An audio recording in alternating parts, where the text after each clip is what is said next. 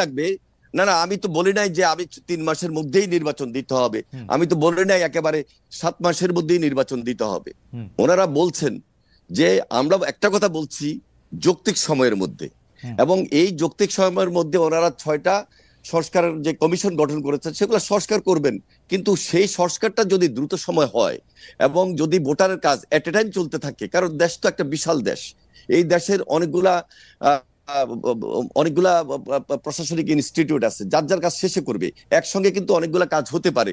একদিকে বিচারের কাজ চলবে, একদিকে বাংলাদেশ গড়ার জন্য নতুন করে যে যে সংস্কারের কাজ সেগুলা করবে, আরেকদিকে আপনি আজকে বলছেন যে গতকালকে বলছেন যে ভোটার সম্পন্ন করবেন, সেগুলো তো একই প্রক্রিয়া।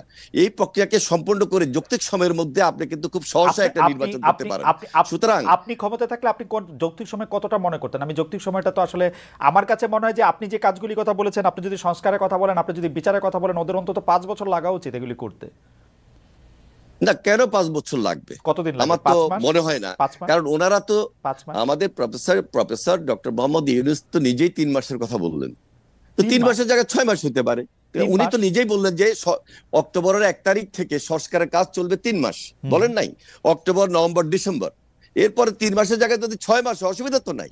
কিন্তু ওনার কথা অনুযায়ী আমরা যদি আরো 3 মাস বৃদ্ধি করি, তাহলে তো 1 বছরের ভিতরেই সুন্দর একটা নির্বাচন করা সম্ভব। তাও যদি না হয়, সেটার জন্য কি আমরা খুব বিরাগ হব? কিন্তু আমরা এই দেশটাকে গড়তে চাই, একসঙ্গে গড়তে চাই। এই ফ্যাসিবাদের বিরুদ্ধে আমরা লড়াই করে, সংগ্রাম করে, আমরা কষ্ট করেছি, শ্রম দিয়েছি, আমাদের নেতাকর্মীরা গুমের শিকার হয়েছে, খুনের শিকার হয়েছে। আমরা দেশ গড়ার জন্য সবাই মিলে একত্রিত হয়ে করব। এখানে বৈষম্য বিরোধী এবং রাজনৈতিক দলকে আলাদা করার কোনো সুযোগ নেই, এই সরকারকে আলাদা করার সুযোগ নেই। এই সরকারকে সর্বাত্মক সহযোগিতা করব, কারণ এই সরকার যদি কোনোভাবে ফেল করে, বাংলাদেশ ফেল করবে। আমরা বাংলাদেশকে ফেল করতে দিতে যাব না এবং দিতে চাই না। সেটা সময় যতদিনই লাগুক। কিন্তু আপনাদের বক্তব্য শুনে মনে হয় না যে আপনারা প্রায়ই এই সরকারকে একটু হুমকি দেন, একটু এটা বলেন, এমন কি এই নির্বাচনের প্রশ্নে না কেমন জানি আপনারা একটু এরকম বলেন? এমনকি আমি আপনাদের এটা কেউ যদি তার ব্যক্তিগতভাবে চিন্তা করে থাকেন তা হতে পারে, কিন্তু আমরা সব ক্ষেত্রে এই সরকারকে সর্বাত্মক সহযোগিতা করব, কারণ প্রফেসর ডক্টর মোহাম্মদ ইউনূসকে এই দেশের মানুষ সম্মান দিতে পারে না, আমরা সম্মান দিতে চাই এবং তার নেতৃত্বে আমরা এই রাষ্ট্রটাকে নতুন ভাবে গড়তে চাই, এবং সেটা তিনি একটা গণতান্ত্রিক পন্থায় ব্যবস্থা আমাদেরকে নিয়ে যাবেন, দেশকে নিয়ে যাবেন, সেই জন্য সর্বাত্মক সহযোগিতা আমরা করব। এবং খুব রিসেন্টলি আপনারা তারেক রহমান সাহেবের বক্তব্য শুনেছেন, এবং সেই বক্তব্যের ধারাবাহিকতা আমরা রক্ষা করে এই সরকারকে সর্বাত্মক সহযোগিতা। মানে আপনাদের আসলে ক্ষমতায় এসে বসে পড়া বা এক্ষুনি ক্ষমতা শুরু করার এরকম কোনো তাড়া নাই আপনাদের? না না, এত চাপ হওয়ার কিছু নাই তো। আমরা যে কালকেই ক্ষমতায় চলে গিয়ে একেবারে বক্তব্য শুনে আমার কেমন জড়িত হবে ইনশাআল্লাহ। ভাই, আপনাদের বক্তব্য শুনে যে আমার মনে হইতো যে আপনারা খুব মানে আপনারা কিছুটা অস্থির, অধৈর্য হয়ে উঠছেন। এটা কোনো অস্থির না, কোনো অস্থির না। আপনারা যথেষ্ট পরিমাণ সময় দিবেন তো? আমরা ওনারা যে সংস্কারের কাজ নিয়েছেন, একদিকে বিচারের কাজ হবে, বিচার আগে দেখতে চাই, পাশাপাশি সংস্কার করে একটা গণতান্ত্রিক পন্থায় জনগণের সরকার প্রতিষ্ঠিত করবেন। এখানে তাড়াহুড়োর কিছু নাই। আর আমরা লুটপাটের জন্য বিএনপি ক্ষমতা আসবে আর বিএনপি ক্ষমতা আসার জন্য আমরা আন্দোলন করেছি তা নয়, এই দেশটাকে রক্ষা করার জন্য আমরা আন্দোলন করেছি। আমাদের একজন দর্শক বলছেন যে তারা কেন থাকবে, বিএনপি তো অলরেডি ইন পাওয়ার। যদি লুটপাট বা দুর্নীতির কথা বলি তাহলে তারা তো তাদেরটা করতেই পারতেছে। ব্যাপারটা কি এরকমই ভাই? কেন এরকম হবে?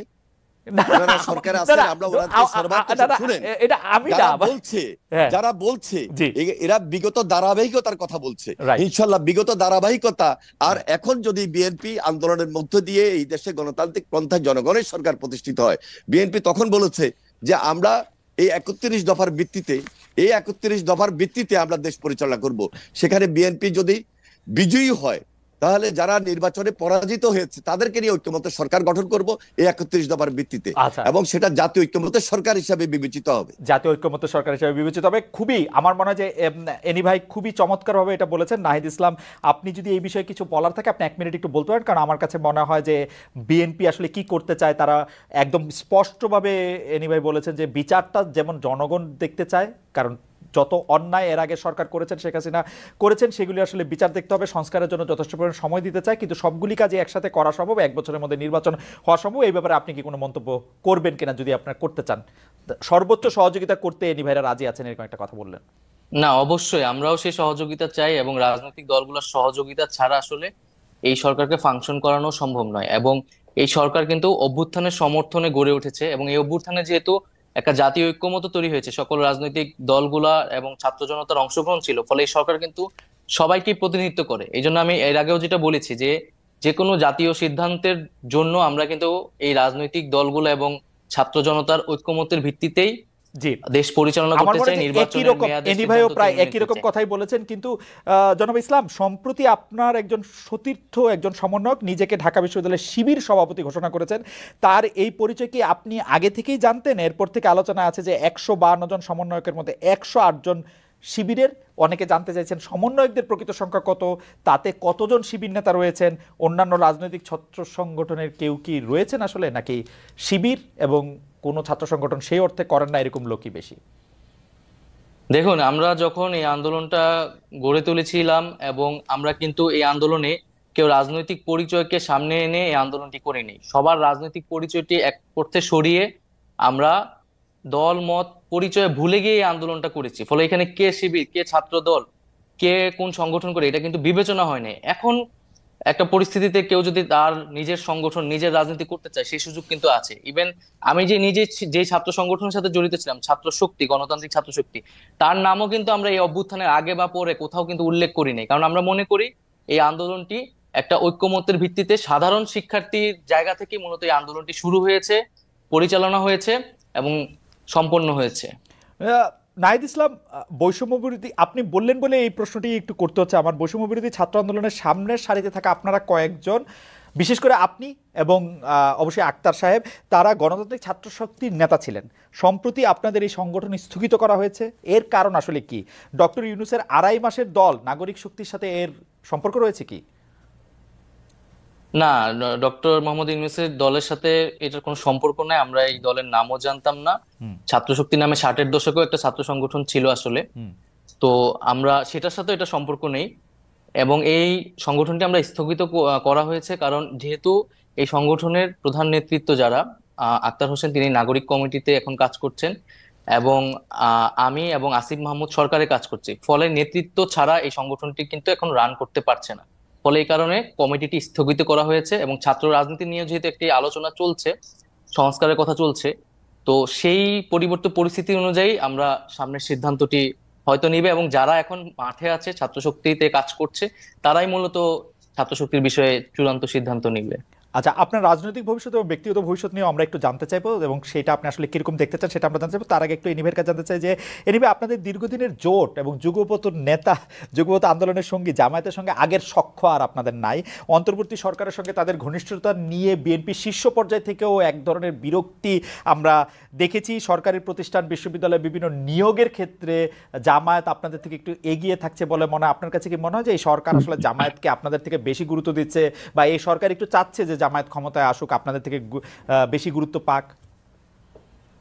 আসলে আমরা তাদের ভূমিকা পালন করেছি, সুতরাং যার যার রাজনীতি যার যার আদর্শ ভিত্তিক। সুতরাং এখানে কারোর সঙ্গে আমরা কারোর একেবারে বৈরিতা নিয়ে আমরা সেখানে এখনই কম্পিটিশনে চলে যেতে হবে, সেখানে মারামারি হানাহানি সেই দিকে আমরা জাতিকে নিয়ে যাওয়ার জন্য কোনোভাবেই পক্ষপাত করছি না, বা পক্ষপাতমূলক আচরণও আমাদের মধ্যে নাই।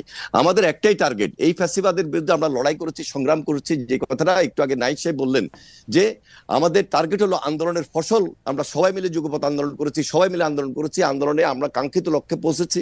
এখন আমাদের দেশ গড়ার আন্দোলন, দেশটাকে সুন্দর করব, ভবিষ্যৎ বাংলাদেশ কিভাবে হবে সেটার জন্য আমাদের করণীয় কি হওয়া উচিত সেটা আমরা বিবেচনা করছি, সেই ধাপে আমরা কাজ করছি। এবং আমাদের পার্টি, আমরা সবচেয়ে বেশি আপনারা লক্ষ্য করেছেন যে এই সরকারকে সহযোগিতা করার জন্য এবং ভবিষ্যৎ বাংলাদেশ গড়ে তোলার জন্য আমরা সেই কাজটুকু করছি ইনশাল্লাহ। কিন্তু আপনারা কি এটা ফিল করতেছেন যে সরকারের সাথে আপনাদের সম্পর্ক থেকে জামায়াতের সম্পর্ক একটু বেশি গভীর? বিশ্ববিদ্যালয়গুলিতে নিয়োগের ক্ষেত্রে কি পয়েন্ট পজিশনগুলিতে, মানে পিটিভি থেকে শুরু করে বিশ্ববিদ্যালয়ের সব জায়গায় আপনারা নাই? মুখ্য নয়, জামায়াত ইসলামী আছে, মুখ্য নয় তারা।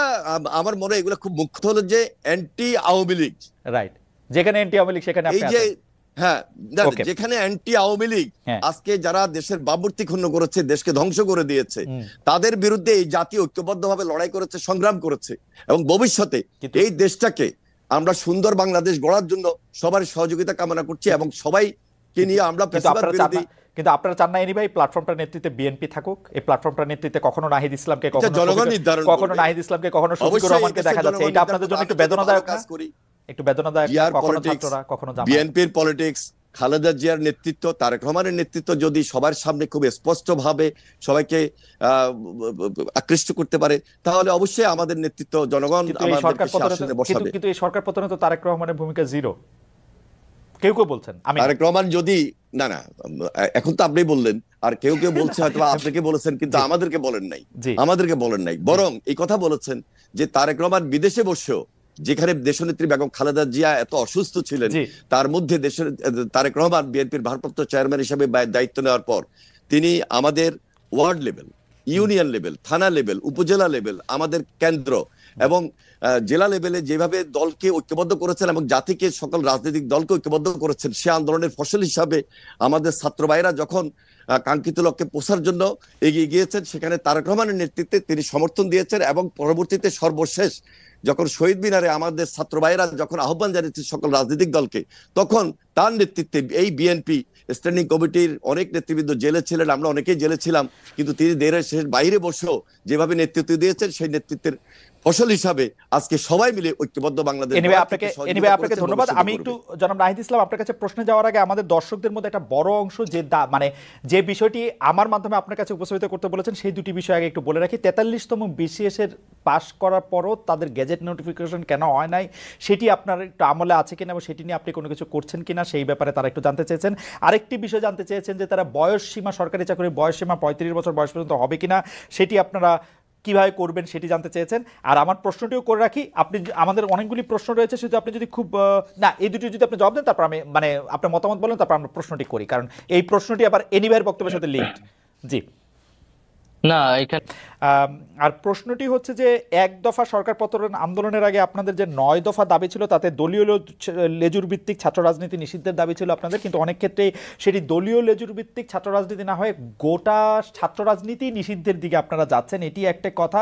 আরেকটি কথা হচ্ছে যে উপাচার্যদের সরিয়ে দেওয়া হয়েছে, বড় পদগুলিতে নতুন নিয়োগ হয়েছে, 2-3 মাস বন্ধ থাকার পরে ক্লাসও শুরু হয়েছে, কিন্তু ছাত্রলীগের যারা নেতাকর্মী আছেন তাদের লেখাপড়ার কি হবে? আপনারা, তারা তো ক্যাম্পাসে ফিরতে পারছে না, রাজশাহীতে জাহাঙ্গীরনগর বিশ্ববিদ্যালয়ে তাদেরকে পিটিএ মারা ঘটনা ঘটেছে, তাদের আসলে ভবিষ্যৎ কি হবে? এই দুটি ব্যাপারটা যদি একটু বলেন। আরেকবার একটু যদি বলতেন। মানে একটা তো হচ্ছে যে 9 দফার একটা দফা ছিল যে ছাত্র রাজনীতি, ছাত্র রাজনীতিটাকে দলীয় লেজুর ভিত্তি মুক্ত করবেন, কিন্তু এখন দেখা যাচ্ছে যে ছাত্র রাজনীতি বাদ দেওয়া। জি দেখুন, ছাত্র রাজনীতি নিষিদ্ধের কথা কিন্তু আমরা বলছি না, বা বৈষম্যবিরোধী ছাত্র আন্দোলন থেকেও বলা হচ্ছে না সরাসরি।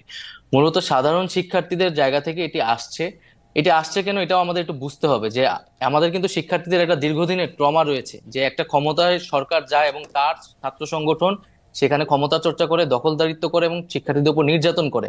এখন সামনের, আমরা এখানে এখন না হলে অন্তর্বর্তীকালীন সরকার, কিন্তু সামনে যদি একটা রাজনৈতিক দল ক্ষমতায় আসে, তার ছাত্র সংগঠন যে একই কাজ করবে না, সেই নিশ্চয়তাটা শিক্ষার্থীরা চাচ্ছে, এবং সেই ট্রমা থেকে কিন্তু সারা এই কথাটা বলছে। কিন্তু আমরা মনে করি যে এটি কোনো সমাধান নয়, ছাত্র রাজনীতি অবশ্যই থাকতে হবে। সেক্ষেত্রে দলীয় লেজুর ভিত্তি মুক্ত করেই স্বাধীনভাবে ছাত্রদেরকে কাজ করতে দিতে হবে, রাজনৈতিক চর্চা করার সুযোগ দিতে হবে। আর ছাত্রলীগের ছাত্রদের ক্যাম্পাসে ফেরা বা তাদের জীবনের নিরাপত্তা, শিক্ষা জীবনের নিরাপত্তা, সেক্ষেত্রে দেখেন, ছাত্রলীগের একটা বড় অংশ কিন্তু এই আন্দোলনের সময় আমাদের সাথে জড়িত হয়ে গেছে। আন্দোলনের শুরু থেকে, কোটা সংস্কারের সময় থেকে কিন্তু তারা আমাদের সাথে এসেছিল। এবং ছাত্রলীগের আসলে খুব কম একটা অংশ যারা আসলে চিহ্নিত সন্ত্রাসী, যারা আসলে বেশিরভাগই যারা অছাত্র অথবা সন্ত্রাসী কার্যক্রম করেছে ক্যাম্পাসগুলোতে, হলগুলোতে, তারাই কিন্তু আজকে ভয়ে ক্যাম্পাসগুলোতে আসতে পারছে না, কারণ তাদের আসলে কোনো নৈতিক জায়গা থেকেও তারা শিক্ষার্থীদের সামনে দাঁড়াতে পারছে না। তো সেক্ষেত্রে বিশ্ববিদ্যালয় প্রশাসন ব্যবস্থা নেবে। আমরা একটা রিকনসিলিয়েশন প্রজেক্ট অবশ্যই চাই। যারা চিহ্নিত, যাদের বিরুদ্ধে সুস্পষ্ট অভিযোগ রয়েছে, তাদের বিরুদ্ধে প্রশাসনিক এবং আইনগত ব্যবস্থা যাতে নেওয়া হয়, এবং এছাড়া যারা নিরপরাধ বা নীরব ভূমিকা পালন করেছে, তারা তাদের শিক্ষা জীবন শেষ করতে পারবে। এই বিষয়ে আমরা বিশ্ববিদ্যালয় প্রশাসনের সাথে কথা বলেছি। ওকে, মানে অনেকে এরকম একটা বলছেন যে যারা আসলে ক্রিমিনাল অ্যাক্টিভিটির সাথে জড়িত ছিলেন তাদের বিরুদ্ধে তো মামলা, তারপর আইনি কার্যক্রমগুলি হতেই পারে, কিন্তু শুধুমাত্র আরেকটি দল সমর্থন করার জন্য তাদের বিরুদ্ধে যাতে কোনো ব্যবস্থা না নেওয়া হয়, সে ব্যাপারে নিশ্চয়ই আপনারা দেখছেন, মানে ব্যাপারটা যাতে আইন নিজের হাতে না তুলে নিয়ে সেটি যেন। খালেদ ভাই, আমি জাস্ট একটা কথা বলতেছি যে আমরা কিন্তু আর আগের পরিস্থিতিতে নাই যে অমুক দল সমর্থন করে, এটা কিন্তু ছাত্রদল শিবিরের মতো বিষয় না যে ছাত্রদল করে দেখে তাকে ক্যাম্পাসে ঢুকতে দেওয়া নেই, এখন ছাত্রলীগ করে বলে তাকে ক্যাম্পাসে ঢুকতে দেওয়া হবে না। একটা গণহত্যা হয়েছে এবং এইখানে কত কত শিক্ষার্থীদের উপর হত্যা করা হয়েছে, এটার বিচার না হওয়া পর্যন্ত তারা যদি তাদের সাথে এই ঘটনার সাথে জড়িত থাকে, এবং ক্যাম্পাসগুলোতে আপনি দেখেছেন 15 তারিখ কিভাবে আমাদের নারী শিক্ষার্থীদের উপর হামলা, বর্বরোচিত হামলা করা হয়েছে, তো সেই হামলাগুলোর বিচার যারা এটার সাথে জড়িত ছিল তাদের বিরুদ্ধে অবশ্যই প্রশাসনিকভাবে এবং আইনগতভাবে ব্যবস্থা নেওয়া হবে। এবং এছাড়াও আমরা বলেছি যে গত 16 বছর ধরে যারা ক্যাম্পাসগুলোতে এই ধরনের হামলা নিপীড়ন করেছে, এবং প্রচুর অভিযোগ কিন্তু প্রক্টর অফিসে এখনো জমা আছে, যেটার কোনো ব্যবস্থা নেওয়া হয় নাই। তাদের বিরুদ্ধেও আইনি ব্যবস্থা নেওয়ার ক্ষেত্রে আইনি ব্যবস্থা নেওয়ার ক্ষেত্রে আমার মনে হয় যে এটাতে দ্বিমত পোষণ করার কোনো কাজ দরকার নাই, সুযোগ নাই, কারণ এগুলির বিচার হতেই হবে। ছাত্রলীগ গত 16 বছরে যত কিছু মানে ছাত্র ছাত্রী নির্বিশেষে যে যে যে নিপীড়ন চালিয়েছে তার বিচার আসলে অবশ্যই হতে হবে। আমাদের শুধু কথা ছিল যে সেটি যেন আইনি প্রক্রিয়ার মাধ্যমে হয়। শুধুমাত্র আপনি এটি পরিষ্কার করলেন যে শুধুমাত্র ছাত্রলীগ, ছাত্র শিবির, ছাত্র দল বলেই তাকে ক্যাম্পাসে ঢুকতে দেওয়া হবে না, এরকম কোনো কিছুর ব্যাপারে আপনার সিদ্ধান্ত নেন। আপনাকে ধন্যবাদ। আমি একটু এনিভাইয়ের কাছে যেতে চাই। এনিভাই, এই আপনি জানেন যে দলের মাননীয় মহাসচিব, মানে বাংলাদেশ জাতীয়তাবাদী দলের মাননীয় মহাসচিব পরিষ্কার বলেছেন যে ছাত্র রাজনীতি বন্ধের বিরোধিতা করেছেন, যেটি ছাত্র রাজনীতি বন্ধ হিসাবে আপনি এটি দেখছেন, সেটি আপনি আসলে কীভাবে দেখেন? বৈষম্য বিরোধী ছাত্র আন্দোলনের যে স্পিরিট ছিল, যে দলীয় লেজুর যারা করছেন সেই সব থেকে ছাত্র রাজনীতিকে মুক্ত করা, তার সাথে আপনি স্পিরিটের দিক দিয়ে একমত কিনা? দুই হচ্ছে, আপনারা যখন ঢাকা বিশ্ববিদ্যালয়ের নেতৃত্বে, ছাত্র রাজনীতির নেতৃত্বে দিচ্ছেন, আপনি আসলে আমারও নেতা ছিলেন, কারণ আপনি ঢাকা বিশ্ববিদ্যালয়ের ছাত্র তখন আপনার সংগঠন থেকে আপনি সবচেয়ে বড় পজিশনে আপনি ছিলেন, সেই হিসাবে আমাদের সবার সাথেই আপনাদের দেখা হয়েছে। তখন আপনারা ছাত্র শিবির ও ছাত্র সমাজের কার্যক্রম আপনারা ঢাকা বিশ্ববিদ্যালয়ে করতে দেন নাই, আপনারা বন্ধ করেছেন। এখন যে ঢাকা বিশ্ববিদ্যালয় ছাত্র শিবিরদের যে নেতাদের নামই বলা যায়, সবার আগে জেনেছেন, সবার আগে বসেছেন নবনিযুক্ত ভিসি, তাদের সাথে কথা বলছেন, তো সেটাকে আপনারা আসলে কিভাবে দেখেন? দুটি প্রশ্ন। একটি প্রশ্ন হচ্ছে যে বৈষম্য বিরোধী ছাত্র আন্দোলনের যে স্পিরিট ছাত্র রাজনীতি সম্পর্কে, তার থেকে আপনার স্পিরিট আলাদা কিনা? দুই হচ্ছে শিবির আর ছাত্র সমাজ প্রকাশ্যে এসে সভাপতি ভিসিদের বৈঠক করা, সেটিকে আপনারা কিভাবে দেখছেন? ক্রিয়ায় তাদেরকে সেখানে মোকাবিলা করতে হবে। আর সাধারণ ছাত্ররা ঢাকা বিশ্ববিদ্যালয়ে বলেন আর বিভিন্ন শিক্ষা প্রতিষ্ঠান বলেন, তারা তাদের উন্মুক্ত ছাত্র রাজনীতি থাকাটাই উচিত। কারণ ছাত্র রাজনীতি যদি না থাকে তাহলে দুর্বৃত্তায়ন কিন্তু বেড়ে যাবে, এটা সন্ত্রাস, অত্যাচার, নির্যাতনের মাত্রাও বেড়ে যাবে। তবে আমরা যারা লেজুর ভিত্তিক ছাত্র রাজনীতির কথা বলার চেষ্টা করছি, আসলে লেজুর ভিত্তিক ছাত্র রাজনীতিকে আমরা ওন করি না। আমরা বাংলাদেশ জাতীয়তাবাদী দল, আমাদের একটা সহযোগী ছাত্র সংগঠন আছে, ঠিক অন্যান্য দলেরও সহযোগী বা অঙ্গ সংগঠন আছে। তারা তাদের রাজনীতি অবশ্যই করা উচিত। ছাত্র রাজনীতির ভাবমূর্তি রক্ষা করে ছাত্র রাজনীতি করতে হবে। হ্যাঁ, এখানে যেটা সাধারণ ছাত্রদের পক্ষ থেকে কথা উঠেছে যে ছাত্র রাজনীতি আসলে বন্ধ করবে কি করবে না, সেটার জন্য ডায়ালগ হতে পারে, আলোচনা হতে পারে, এবং সেটা কি কি ছাত্র রাজনীতির সংস্কার হতে পারে, গুণগত পরিবর্তন আনা যায়, এবং ছাত্রদের জন্য ছাত্র রাজনীতি, শিক্ষা প্রতিষ্ঠানের মধ্যে যেন ছাত্র রাজনীতি সেটা ছাত্রদের অধিকার প্রশ্নে থাকে, সেগুলাকে প্রাধান্য দিয়ে সকল রাজনৈতিক দলের সঙ্গে যদি আমরা ডায়ালগের প্রেক্ষাপট তৈরি করি। ইতিমধ্যে বৈষম্য বিরোধী ছাত্র আন্দোলনের যারা নেতৃত্ব আছেন তাদের সঙ্গে আমরা কথা বলেছি, আলোচনা হয়েছে। সেই আলোচনার পরিপ্রেক্ষিতে আমি এটাই বলতে পারি, তাদের নিজস্ব একটা থিঙ্ক ট্যাঙ্ক আছে, তারাও আলোচনা করছেন যে আমরা কোনোভাবেই ক্যাম্পাসে ছাত্র রাজনীতি থাকবো না, এই কথা আমরা বলতে চাই না। হ্যাঁ, ছাত্র রাজনীতির সেখানে অবশ্যই সচেতন হতে হবে, দায়িত্বশীলতার পরিচয় দিতে হবে। রেগুলার ছাত্ররা যেন ছাত্র রাজনীতি করেন, ছাত্ররা যেন ছাত্র রাজনীতি করেন, সেখানে যেন সংস্কার নিয়ে আসতে পারি, সেই ডায়ালগ কিন্তু এনিভাই আপনি জানেন সবকিছু, কারণ আপনার আপনি প্রখর মেধাবী একজন মানুষ, এবং আপনার মনেও থাকে, এখন তো আপনি রাজনীতি করছেন সেগুলো, কিন্তু আপনি জানেন যে বৈষম্য বিরোধী ছাত্র আন্দোলনের একাধিক সমন্বয়ক ঢাকার বাইরে সমাবেশ করতে গিয়ে বাধার মুখে পড়েছিলেন। কোনো ক্ষেত্রে অভিযোগ রয়েছে বিএনপি সমর্থিত ছাত্র সংগঠন, ছাত্রদল এসব ঘটনার সাথে সম্পৃক্ত ছিল। এই বিষয়টি নিয়ে কি আপনি কিছু বলবেন? আমি আপনাকে বলে রাখি, আমরা কিন্তু দেখেছি যে ছাত্রদল এটা অস্বীকার করেছে, কিন্তু এটা তো আমাদের মুখস্থ। এখন ছাত্রলীগ নাই, এবং ছাত্রলীগের কারো এরকম সাহস নয় যে এইগুলি আইসা এরকম বাধা দিবে। এগুলি যদি করে তাহলে এটা ছাত্রদলই করছে, এটা হচ্ছে ছাত্রলীগ নাই, ছাত্রলীগ নাই, আওয়ামী লীগ নাই, তাদের প্রেতাত্মারা আছে, তাদের অর্থ আছে, কড়ি আছে, এবং তারা সবাই কিন্তু হাসিনার মতো পালিয়ে যায় নাই, তাদের সবাই কিন্তু এই দেশেই আছে, এবং তারা বসে আজকে বিভিন্নভাবে ষড়যন্ত্রে লিপ্ত, দেশের বাহিরে এবং দেশের ভিতরে বসে। সুতরাং এটাকে কোনোভাবে আপনি উপেক্ষা করতে পারবেন না। আর ছাত্রদল কোনোভাবে এই সমস্ত ঘটনার সঙ্গে সম্পৃক্ত না। আমরাও 2-4টা কথা এরকম শুনেছি, কিন্তু এই শোনার ক্ষেত্রে এবং আমাদের নির্দেশনা এবং আমরা সহযোগিতা করেছি, আমাদের বিভিন্ন ডিস্ট্রিক্টে আমরা সহযোগিতা করেছি, আমাদের এই বৈষম্য বিরোধী ছাত্রদের বিরোধিতা করছি এই কারণে যে এই দেশের ছাত্র রাজনীতির ভাবমূর্তিকে আমরা পুনরুদ্ধার করব, এই দেশের ছাত্র রাজনীতি যেন থাকে এবং আপনি তো এত চমৎকার বলেন, শুনতে ইচ্ছা করে শুধু, কিন্তু আপনি এটা বলেন যে আপনারা ছাত্র দলের পক্ষ থেকে কি এরকম কথা শুনতে পাচ্ছেন না যে আমরা এতদিন ধরে 15, 16, 17 বছর ধরে রাষ্ট্র ক্ষমতায় নাই, রাষ্ট্রের বিভিন্ন নিপীড়ন যন্ত্রের মুখোমুখি হয়েছে, এখন আবার নতুন করে ক্ষমতাটা বিশেষ করে তরুণদের বা যুবকদের ক্ষমতাটা আরেকজনের কাছে যখন যায় প্রকটভাবে, তারা সেটিকে আসলে সমূলে প্রথম থেকেই এটিকে উৎপাটিত করতে চাইবেন এবং সেটিতে আপনাদেরও নির্দেশনা চাইছেন যে তারা এটি করার জন্য? দেখুন, আমাদের যে বয়স, আমি যদি আমাকেই বলি যে বয়স, আমি নিজেকে এখনো তো বলি না যে আমাদের তরুণ পার হয়ে গেছে। ঠিক একইভাবে আমাদের ভারপ্রাপ্ত চেয়ারম্যান তারেক রহমান, তিনিও কিন্তু আমাদের তরুণদের নেতা। আর আমরা স্যালিউট করি যে এই দেশের তরুণদের নেতৃত্বেই আন্দোলন অতীত হয়েছে, ভবিষ্যৎ মানে এবারও হয়েছে, এবং ভবিষ্যতে তরুণরাই দেশ গড়বেন। সুতরাং তরুণদেরকে গাইড করা, তরুণদের সঙ্গে থেকে দেশ গড়া, এটা আমাদের কাজ, এটা আমাদের স্পিরিট।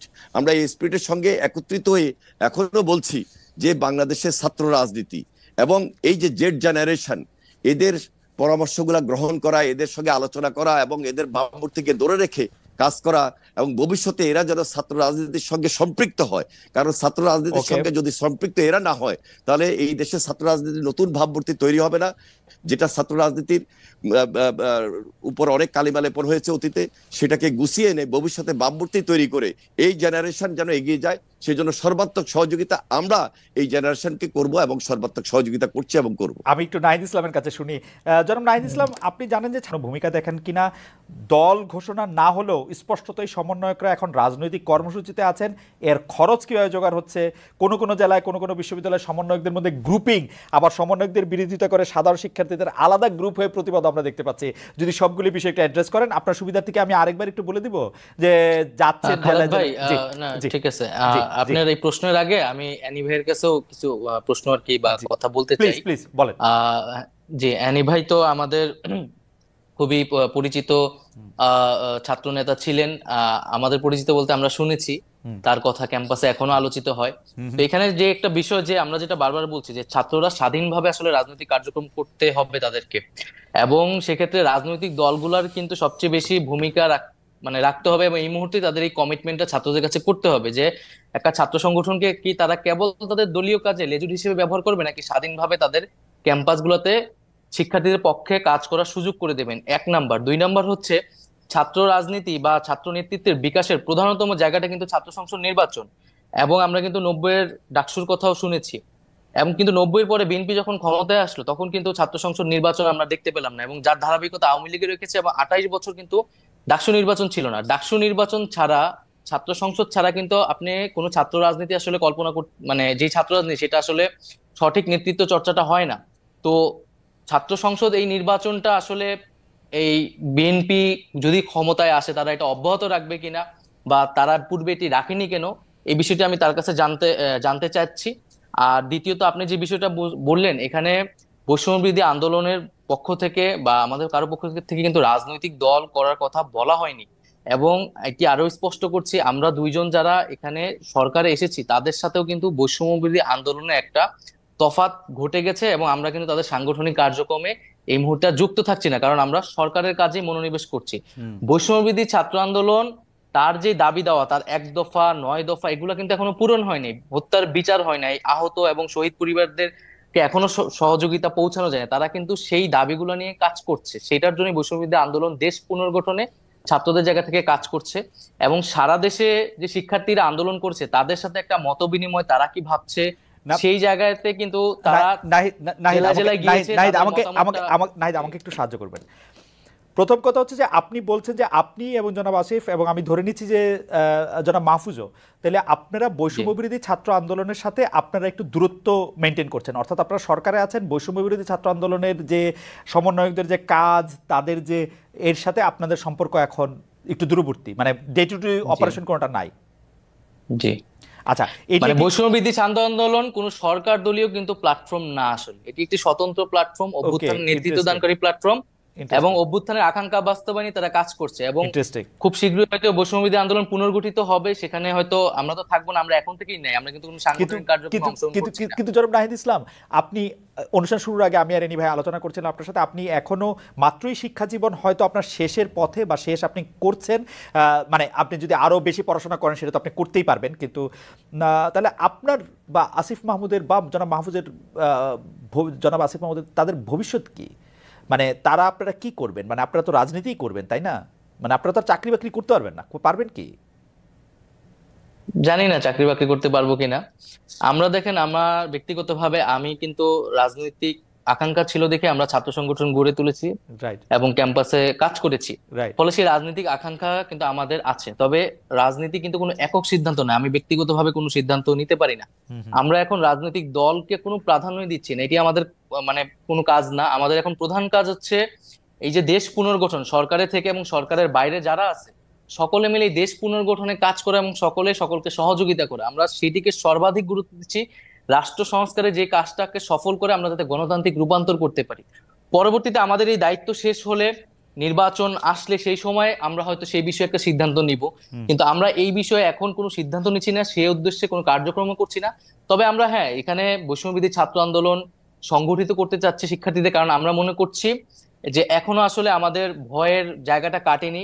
গণ অভ্যুত্থানকে রক্ষা করার জন্য হলেও এবং তার আকাঙ্ক্ষা বাস্তবায়নের জন্য হলেও শিক্ষার্থীদের মধ্যে সেই সাংগঠনিক জায়গাটা থাকা দরকার। নাই, এ ব্যাপারে আমার কৌতূহল আসলে একটু বেশি, সেজন্য আমি একটু জানতে চাইছি যে সত্যি আমি যদি, মানে I can feel for you, যে ধরেন আমি এখন আসছি, এখন এটা 1 বছর থাকবো, 2 বছর থাকবো, 3 বছর থাকবো সরকারের জন্য, সেটা আমি জানি না। আমি এখন যেখানে আসছি, আমি যদি এখন রাজনীতি না করি, আমাকে আসলে চাকরি করতে হবে, কারণ আমার বিশ্বাস বৈষম্য বিরোধী ছাত্র আন্দোলনের সঙ্গে আপনারা যারা ছিলেন তারা এমন কোনো দুর্নীতির সঙ্গে সম্পৃক্ত হবেন না যে আপনারা 1 বছর 2 বছর সরকারের থেকে এত টাকা আপনাদের হবে যে আপনাদের সারা জীবন আর কিছু না করলে হবে। আপনাদের আসলে আপনি আমি যারা একই ধরনের পরিবার থেকে আসছি, আমাদের আসলে পরিবারটি বয়ে নিয়ে যাওয়ার জন্য আমাদের কাজ করতে হবে কোনো না কোনো কাজের সাথে। সেটা আপনি কীভাবে করবেন মনে করেন যে, বা আপনার পরিকল্পনাটা কি আসলে? মানে এটা তো আপনাকে ভাবতে হবে, মানে আপনি কি ভাবছেন সেরকম? কারণ আপনি যদি এখন চাকরি নাই এবং ভাবার সময়ও পাচ্ছি না আসলে, রাইট। কিন্তু যেটা ধরেন, আপনি রাজনৈতিক দল কিন্তু এত সহজ কথা না, রাজনৈতিক কিছু মানুষ জড়ো হইলে একটা রাজনৈতিক দল হয়ে যায় না, সেটার জন্য আদর্শ লাগে, সেটার জন্য সংগঠন লাগে এবং কর্মসূচি লাগে। এখন আমাদের কাছে কিন্তু সেই সময়টা নাই যে আমরা একটা রাজনৈতিক দলের পিছিয়ে আসলে গড়ে তোলার জন্য সময়টা দিব। আমরা আসলে গভর্নমেন্টে আছি, আপনি পরিস্থিতি বুঝতেছেন আমাদের এই সময়টা কতটা পরিশ্রম করা লাগতেছে, এবং আমরা যেই প্রতিশ্রুতি নিয়ে এসেছি, আমরা কিন্তু একক সিদ্ধান্তে ব্যক্তিগত জায়গা থেকে আসি নাই। মানুষের কাছে কিন্তু আমাদের জবাবদিহিতা করতে হবে যে তাদের আকাঙ্ক্ষাটা আমরা বাস্তবায়ন করতে পারছি কিনা, বা আমরা আমাদের ভূমিকাটা পালন করতে পারছি কিনা। তো সেইটাই আমাদের সবচেয়ে বেশি মনোযোগ, আমরা সেই কাজটা সম্পূর্ণ করতে চাই। তারপরে আমরা আমাদের ব্যক্তিগত, দলীয়, রাজনৈতিক সেই বিষয়গুলো নিয়ে আমরা ভাববো। আচ্ছা, আমার শুভেচ্ছা এবং শুভকামনা থাকলো আপনাদের প্রতি। আমি একটু জনাব এনি ভাই, আপনার কাছে আমি শেষ 2টি প্রশ্নে আসতে চাই। এই 2টি প্রশ্নের মধ্যে থেকে প্রথম প্রশ্নটি হচ্ছে যে আওয়ামী লীগ সরকারের বিরুদ্ধে আপনাদের বড় 2টি অভিযোগ ছিল যে বেগম খালেদা জিয়াকে চিকিৎসার জন্য বিদেশে যেতে দেওয়া হচ্ছে না। আমরা দেখেছি এই সরকার, অন্তর্বর্তী সরকার ক্ষমতা গ্রহণের মধ্যে দ্রুততার সাথে বেগম খালেদা জিয়ার মামলার ব্যাপারটি নিষ্পত্তি করা এবং তার পাসপোর্ট ফিরিয়ে দেওয়ার একেবারে চেষ্টা করেছে, কিন্তু বেগম খালেদা জিয়ার বিদেশে যেতে কি আসলে কোনো বাধা রয়েছে কিনা, তিনি দেশে যাচ্ছেন না কেন? এবং আরেকটি অভিযোগ ছিল যে তাদের মামলার আশঙ্কার কারণে জনাব তারেক রহমান দেশে ফিরতে পারছেন না, এরকমটা আমরা শুনেছি। কিন্তু এই সরকার ক্ষমতা এসেছে, সেটিও 60 দিন হয়ে গেল, জনাব তারেক রহমান দেশে ফিরছেন না কেন, বেগম খালেদা জিয়াকে কেন বিদেশ নেওয়া যাচ্ছে না, যেটি প্রধান দাবি ছিল, আপনি যদি খুব সংক্ষেপে আমাদেরকে একটু বলেন। ধন্যবাদ আপনাকে। একটু আগে অ্যাডভাইজার নাহিদ যে প্রশ্নটা আমার সামনে তুলে ধরেছেন, আমি সেটা আগে বলছি যে এই যে ডাকসু নির্বাচন, আমি বরাবরই 90-র পরে বিএনপি যখন 91-এ এই দেশের রাষ্ট্রীয় ক্ষমতা আসে, আমি 90-র ডাকসুতে আমি নিজেও ইলেকশন করেছি এবং সেখানে আমি নির্বাচিত হয়েছি, আমার খোকন পরিষদ। এর পরবর্তীতে ডাকসু নির্বাচন কেন হয় নাই? তো ওই সময় আমাদের রেগুলার স্টুডেন্ট এবং ইরেগুলার স্টুডেন্টদের মধ্যে একটা কম্পিটিশন ছিল, এবং আমি রেগুলার স্টুডেন্টের পক্ষে ফাইট করেছি, দল আমাকে মনোনয়ন দিয়েছে। তার মানে কি, বিএনপি রেগুলার স্টুডেন্টের পক্ষে অবস্থান নিয়েছে, কিন্তু ইরেগুলার স্টুডেন্টের পক্ষে নিয়েছে তখন কিছু irregular student plus Awami League, Chhatra League, যার কারণে সেই নির্বাচন হতে পারে নাই। সেকেন্ড, 93-তে আবার যখন ডাকসু নির্বাচন হয় তখন আমাকে দল বিপি নমিনেশন দিয়েছে, সেটাও কিন্তু রেগুলার স্টুডেন্ট এবং ইরেগুলার স্টুডেন্টের ফাইট ছিল।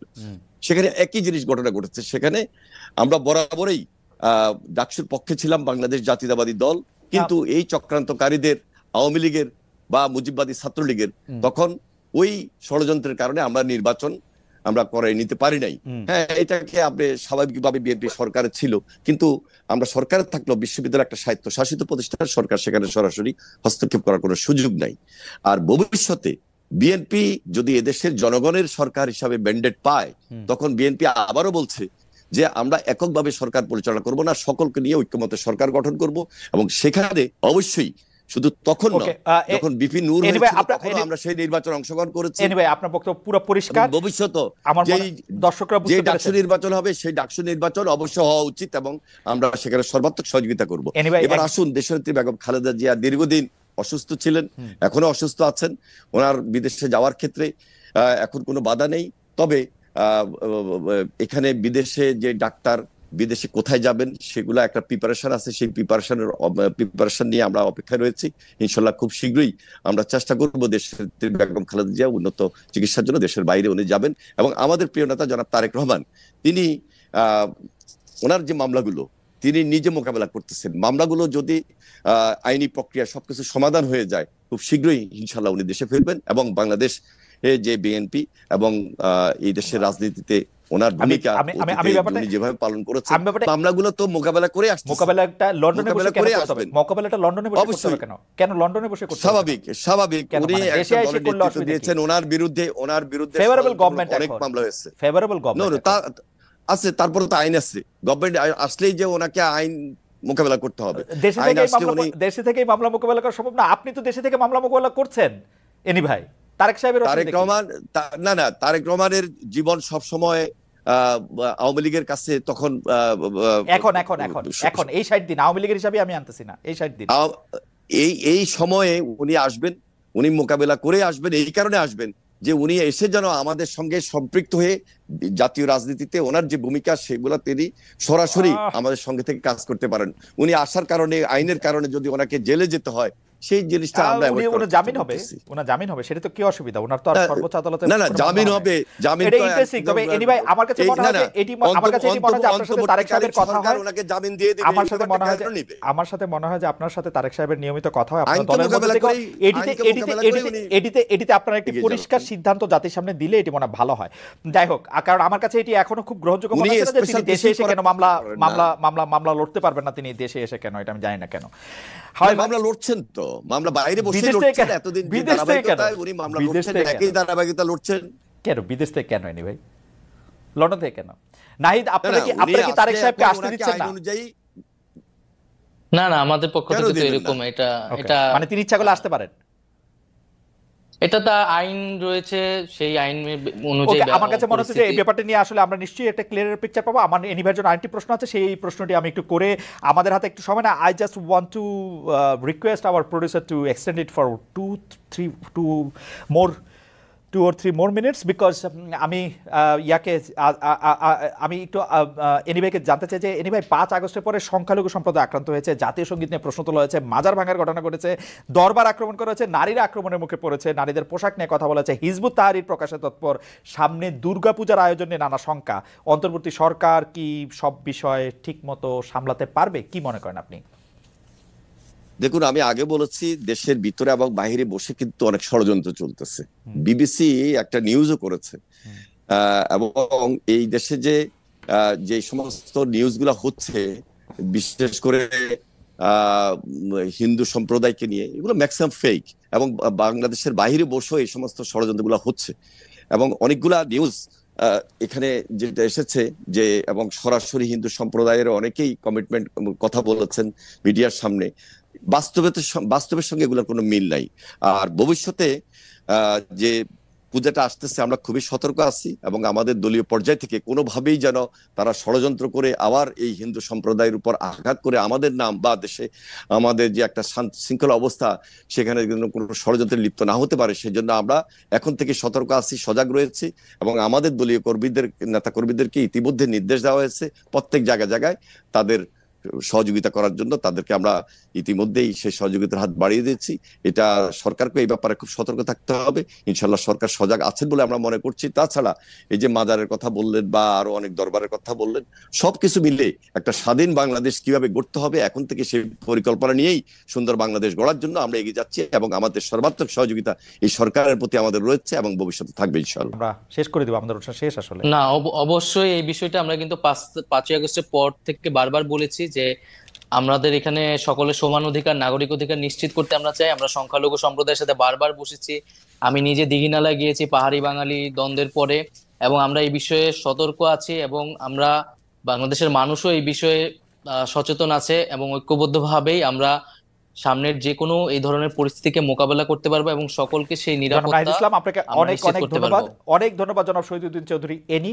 আপনার সাথে কথা বলে অনেক বিষয় নিশ্চয়ই আমাদের দর্শকরা পরিষ্কার হয়েছেন। আপনি জেনে খুশি হবেন 52,000-এর বেশি দর্শক লাইভ এই অনুষ্ঠানটি দেখেছেন। জনাব নাহিদ ইসলাম, আপনাকেও অনেক ধন্যবাদ।